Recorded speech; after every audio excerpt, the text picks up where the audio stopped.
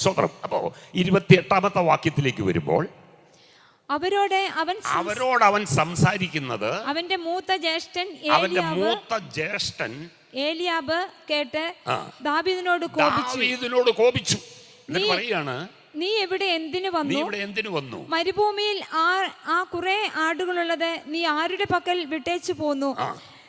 നിന്റെ അഹങ്കാരവും നിഗളഭാവവും എനിക്കറിയാം. അവിടെ വെച്ച് വിട്ടില്ല. അവിടെ വന്നു കഴിഞ്ഞപ്പോഴും പറയുന്ന ഒരു കാര്യമുണ്ട്. സ്തോത്രം. നിന്റെ അഹങ്കാരവും നിന്റെ നിഗളഭാവവും എനിക്കറിയാം. സ്തോത്രം. സഹോദരന്മാർ പറയുക, സ്തോത്രന്മാരെല്ലാം കേട്ടോണ്ടിരിക്കുക. നിന്റെ അഹങ്കാരവും നിന്റെ നിഗളഭാവവും. ഈ മഞ്ഞപ്പിത്തം പിടിച്ചോ നോക്കിക്കഴിഞ്ഞാൽ എല്ലാം മഞ്ഞച്ചേ കാണത്തുള്ളൂ.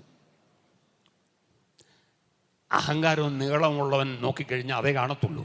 പക്ഷെ ഒരു കാര്യം ഞാൻ പറയാം, അഭിഷേകത്തിന്റെ അകത്ത് അഹങ്കാരമില്ല, അഭിഷേകത്തിന്റെ അകത്ത് നിഗളഭാവമില്ല. ഹല്ലേലൂയ. ഒരു ദൈവവൈതൽ മനസ്സിലാക്കിക്കോണം. സ്വതന്ത്രം. നീ അഹങ്കാരിയാണെങ്കിൽ നിന്നിൽ അഭിഷേകമില്ല. നിഗളഭാവം നിന്നിലുണ്ടെങ്കിൽ അഭിഷേകമില്ല. അഭിഷേകമുള്ളവൻ ഒരു കാര്യം അറിയാം, ഈ ദൈവത്തിന്റെ സന്നിധിയിൽ നീ ഒന്നുമല്ല. സ്തോത്രം.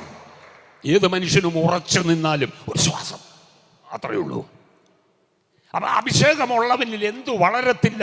അഹങ്കാരം വളരത്തില്ല, നിഗളഭാവം വളരത്തില്ല. സ്തോത്രം. അടുത്ത വാക്യം. അതിനെ ദാവീദ്, ഞാൻ ഇപ്പോൾ എന്തു ചെയ്തു? ഒരു വാക്കല്ലേ പറഞ്ഞുള്ളൂ എന്ന് പറഞ്ഞു. ഒരു വാക്കേ പറഞ്ഞുള്ളൂ. അവിടെ ദാവീദ് ഞാൻ പറയട്ടെ, അഭിഷേകമുള്ളവരോട് സംസാരിച്ചാൽ മതി. അഭിഷേകമില്ലാത്തതുങ്ങളോട് ഒരൊറ്റ വാക്ക് പറഞ്ഞാൽ മതി, മാറിക്കോണം. നിനക്ക് നിന്റെ ആത്മീയ ജീവിതത്തെ അത് ക്ഷീണിപ്പിക്കും. സ്തോത്രം. ഇതുപോലുള്ള സ്തോത്രം ദോഷങ്ങളും കുറ്റങ്ങളും മാത്രം കാണുന്നവരുമായിട്ടുള്ള കൂട്ടുകെട്ട് നിന്റെ ആത്മീയ ജീവിതത്തെ തകർക്കും. അവരെ വിട്ടുമാറിക്കൊള്ളണം. ദാവീദ് പറഞ്ഞു, സ്വന്തം സഹോദരന്മാരാണെങ്കിലും ഒറ്റ വാക്ക് പറഞ്ഞിട്ട് അവൻ മാറി.